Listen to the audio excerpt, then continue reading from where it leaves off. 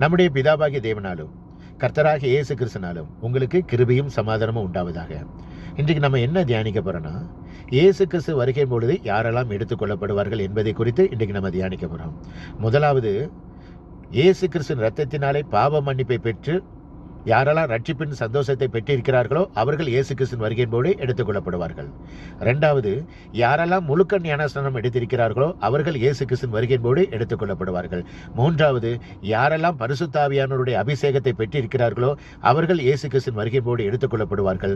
நான்காவது, யாரெல்லாம் இந்த மாறுபாடு உள்ள சந்ததியை விட்டு விலக்கி தங்களை காத்துக் கொள்கிறார்களோ அவர்கள் இயேசு கிறிஸ்துவின் வருகையின் போது எடுத்துக்கொள்ளப்படுவார்கள்.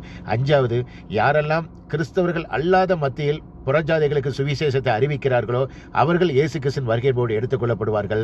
ஆறாவது, இயேசு கிறிஸ்து வருகிறார் என்று தினந்தோறும் விசுவாசிக்கிறவர்கள் இயேசு கிறிஸ்துவின் வருகையின் போது எடுத்துக்கொள்ளப்படுவார்கள். ஏழாவது, முடிவறிந்தும் நிலைத்திருப்பவனே ரட்சிக்கப்படுவான்.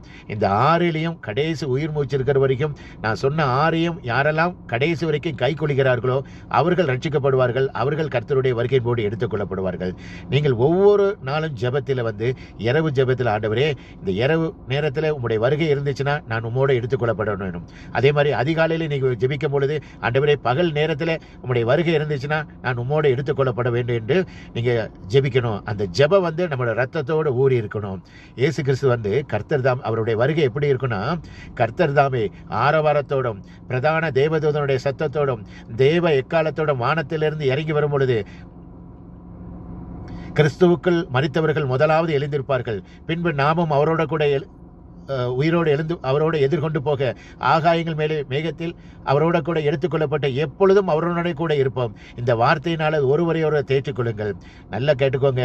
அவர் ஒரு எச்சரிக்கை கொடுத்திருக்கிறார். என்ன எச்சரிக்கைனா, தேவனை அறியாதவர்களுக்கும் நம்முடைய கர்த்தராக இயேசு கிறிஸ்து சுவிசேஷத்துக்கு கீழ்ப்படியாதவர்களுக்கும் இயேசு கிறிஸ்து நீதியுள்ள ஆக்கினையை செலுத்தும்படியாக கர்த்தர் எரிகிற அக்கினியோடும் தமது வல்லமையுள்ள தூதரோடும் வானத்திலிருந்து வெளிப்படும் பொழுது அந்நாளில் பரிசுத்தவான்கள் மகிமைப்படத்தக்கவராயும் நீங்கள் எங்களுடைய சாட்சியை விசுவாசிக்கிற உங்களிடத்திலும் விசுவாசிக்கிற எல்லாரிடத்திலும் அவர் ஆச்சரியப்படத்தக்கராயும் அவர்கள் கர்த்தருடைய வல்லமையிலிருந்து நீங்களாகி நித்திய அழிவுள்ள தண்டனை அடைவார்கள். அதனால எச்சரிக்கையாக இருங்க. கர்த்தருடைய வருகை பிதாவானவருக்கு மட்டும்தான் தெரியும், வேற யாருக்கும் தெரியாது. அதனால் அவருடைய வருகை எப்பொழுதுனாலும் இருக்கும். அவருடைய வருகையின் பொழுது எப்பொழுதும் நம்ம அவருக்கு எதிர்கொண்டு போக ஜாக்கிரதையாக உங்களை சரீரத்தையும் உங்களை ஆத்மாவையும் சரீரத்தையும் காத்துக்கொள்ளுங்க.